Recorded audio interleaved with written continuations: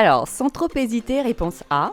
C'est effectivement un événement incontournable et c'est une fierté d'ailleurs parce que c'est un événement majeur organisé par le CNB qui réunit les confrères qui font du droit de la famille.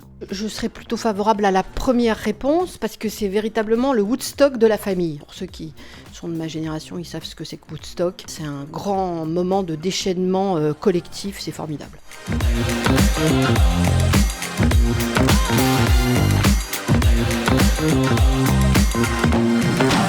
Eh bien, en 2023, pas de grande surprise. Peut-être que si, finalement, puisqu'on sera sur les outils du droit de la famille en réponse et en miroir à l'année 2022 où nous étions sur les acteurs.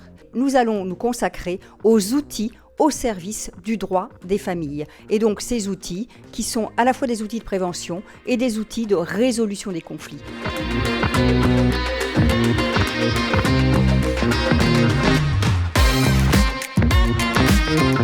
Alors, je vais dire B pour le café. Parce que les états généraux, c'est de la formation, mais c'est aussi de la convivialité, un moment de rencontre. Et le moment du café du matin, le jeudi et le vendredi, il compte pour beaucoup. Le 26 janvier à 8h, on se retrouve à la Maison de la Chimie pour le démarrage des états généraux du droit de la famille 2023. Et on vous attend très nombreuses et très nombreux.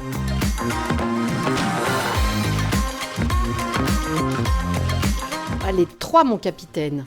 Parce que quand on danse, on rencontre et on partage. Et quand on rencontre, on fait une forme de danse et on partage aussi. Enfin voilà, tout est mélangé.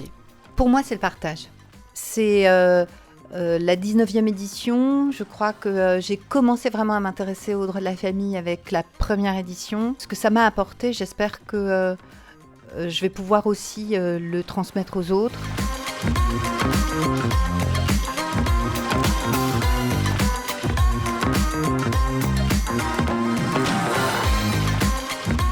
Alors, c'est pas susceptible d'être pris en charge par le FIFPL, c'est pris en charge par le FIFPL. Il suffit de suivre exactement ce qu'on vous donne dans la convocation où tout est clairement expliqué.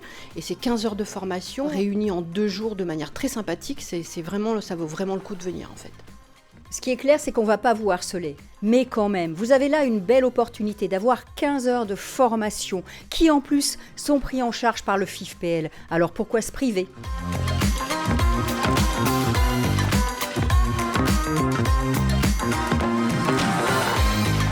Alors, réponse 2, il faut s'inscrire évidemment parce que les murs ne sont pas extensibles et c'est ouvert aux avocats, mais il y a de plus en plus d'autres professions qui s'intéressent à venir s'inscrire, donc ne tardez pas trop.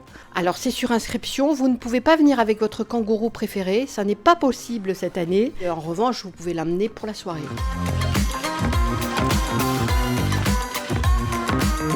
Alors ouais, ce barreau de famille, il existe vraiment, il est hyper mobilisé, motivé, ultra formé, hyper sympa. Alors oui, le barreau de la famille, ça existe et nous en sommes membres et nous en sommes fiers.